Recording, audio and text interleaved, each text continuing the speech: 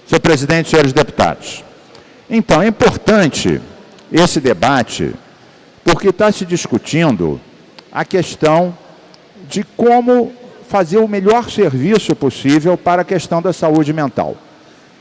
O deputado Flávio Serafini mencionou questões relevantes, a reforma psiquiátrica, as leis que existem.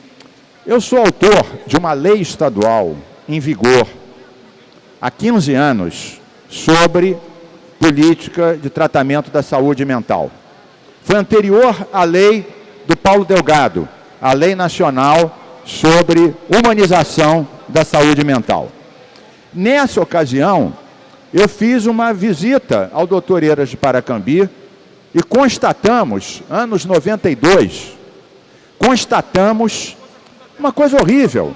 Milhares de pessoas aprisionadas, né, levando choque, porrada, sem ter uma música para ouvir, uma cerâmica para modelar.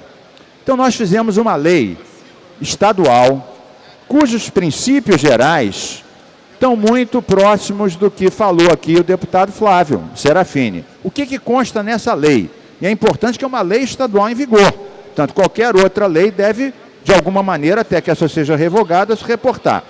Fala, por exemplo, que não pode haver internação compulsória, só acompanhada com o Ministério Público. Porque muitas vezes uma pessoa internava uma mulher que diziam que era infiel, ou um avô que dizia que estava incapaz, e passava a ser um castigo.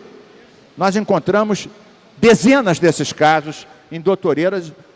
O André Ciliano, à época, logo em seguida, foi prefeito e fez uma intervenção importante dentro do campo da reforma psiquiátrica. Foi pioneiro e nós fizemos uma boa parceria nessa questão. Além disso, deputado Serafini, nós fizemos uma outra lei de passe livre para os usuários de saúde mental, para terem acesso ao Hospital Dia, ao CAPS, ao Centro de Atendimento Psicossocial, à oficina protegida, ao lar protegido, mostrando que o Estado tem que... Em todo país que houve reforma psiquiátrica e deshospitalização, houve passe livre para ele ter acesso a esses serviços. No Brasil, realmente, a deshospitalização andou mais rápido do que a instalação dos equipamentos alternativos, que são os CAPs, oficina protegida, lar protegido. Isso deu um certo fôlego aos opositores da reforma psiquiátrica, que diziam, olha, estava internado, agora não tem internação. Então, realmente, nós temos que trabalhar nacionalmente, estadualmente, para ver o equipamento alternativo. Então, nós temos duas leis diferentes. Uma que garantia realmente a deshospitalização, o tratamento digno, a impossibilidade do compulsório, e a outra, o passe livre para o usuário e seu acompanhante terem acesso a esses equipamentos. Concedo uma parte ao deputado Serafini. Depois, é claro, eu vou falar ainda do objeto, que são as comunidades terapêuticas, que ainda não falei, mas concedo uma parte ao deputado Serafini. Deputado Carlos de Mim, eu acho que Vossa Excelência pontua bem qual é o debate, resgatando aqui o histórico, inclusive que o nosso presidente interino contribuiu para construir de desinternalização, né, de desinstitucionalização. E acho que esse é o debate. Nós estamos lidando com duas propostas de modelo bastante diferentes. Uma centrada no modelo de internação, outra centrada no modelo de desinternação e inserção social. Isso não quer dizer que não haja, na proposta centrada na desinternação, alternativas, e que hoje não existam. Há, por exemplo, num momento de crise, um usuário de drogas ou uma pessoa com transtorno mental, ela é acolhida ou nos CAPS 3, que são específicos, equipamentos específicos para isso, ou nas clínicas psiquiátricas atualmente existentes. A maioria delas já possui, inclusive, setores especializados em álcool e drogas. Jurujuba, Pinel, UERJ, todas essas instituições possuem. Mas aí você está tratando de internações de curta duração para tirar o usuário de drogas do cenário de crise e reinseri-lo num modelo pautado na prática da liberdade. Só para concluir, deputado, então, não é que sejam modelos complementares, não são modelos complementares, são modelos diferentes. Inclusive as comunidades terapêuticas, boa parte delas não tem um corpo técnico na área da saúde que esteja atendendo permanentemente os profissionais. Fazem rodízios para poder ter a documentação muitas vezes demandada pelo Ministério Público ou por secretarias de saúde. Ou seja, é uma experiência que fica no limbo, na avaliação de muitos especialistas da qual eu partilho, sequer se consolidando como instituições da área de saúde. Vamos continuar. Falando então das comunidades terapêuticas. Vejam, nós recebemos inúmeras denúncias de comunidades terapêuticas que funcionam de forma errada, completamente ilegal, sem o corpo técnico adequado, sem cumprir os preceitos da liberdade do atendimento. E também tivemos informação de outras comunidades que têm seriedade, têm pessoas responsáveis e que atendem corretamente. Então, eu acho que o debate, e eu falo isso como autor da lei que humanizou a saúde mental no Rio de Janeiro e garantiu o passe livre para o paciente da saúde mental. Portanto, falo com conhecimento de causa, isso aconteceu há 15 anos atrás. Muito bem. Eu acho que a questão não é demonizar ou não, ou endeusar ou demonizar as comunidades terapêuticas. Não é. Há inúmeras que se prestam a outros propósitos, né? Receber recursos, algumas têm um caráter de doutrinação religiosa, tem várias coisas que não são corretas. E tem outras que sim, fazem um serviço que o Estado não consegue fazer. Então eu acho que não é endeusar nem demonizar, é dizer de que forma essas comunidades têm que estar completamente adequadas ao que diz a lei federal e a lei estadual de humanização da saúde mental.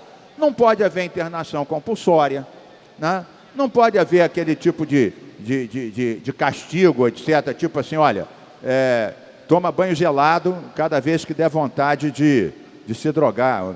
Ou seja, ou então usar elementos até religiosos que não são admitidos pelo Conselho Regional de Saúde ou pelo Conselho Nacional de Psicologia, Conselho Federal de Psicologia. Então, nós temos, deputado Waldeck, que estabelecer normas muito claras que essas comunidades devem se adequar a tudo que a lei fala sobre esse assunto. Senão, nós vamos ter nichos que, cadastrados, poderão receber recursos e tem que se saber se eles funcionam dentro dos princípios que a lei nacional e que a lei estadual dizem. Vedado o proselitismo, vedado a internação compulsória, vedado a qualquer prática que não seja uma prática adequada e aprovada pelas normas da medicina e da psicologia e, sobretudo, usar métodos científicos e não métodos que muitas vezes têm uma inclinação mais doutrinária do que prática. Deputado Waldeck.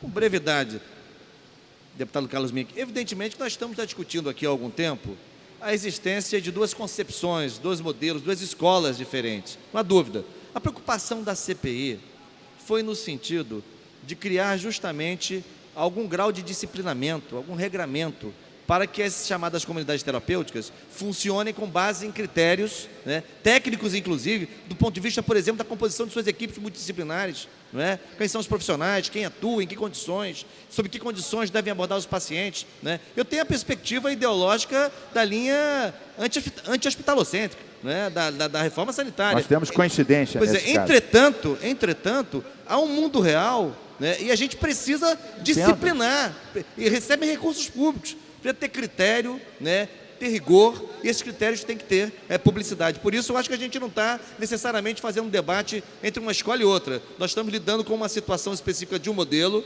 né, que precisa ter, por parte do poder público, um olhar assim, de transparência e de regulação, porque isso não acontece hoje. Obrigado. Eu vou concluir já, presidente. É que eu dei dois apartes longos, mas eu vou concluir, que obviamente conta no meu tempo, dizendo o seguinte, deputado Serafini e deputado Waldeck. O projeto foi emendado e nós vamos ter uma oportunidade de discutir essas emendas e ver de que maneira esse trabalho pode realmente ser regulado de tal forma que não se preste a nenhum tipo de charlatanismo, né, de doutrinação, de práticas anticientíficas, e que sim, possa ser um trabalho não estatal, mas que atenda pessoas até onde o Estado não consegue chegar e que possa fazer isso dentro da norma, evitando tudo aquilo que a lei nacional e que a lei estadual proíbem. Vamos então partir para o debate. Obrigado.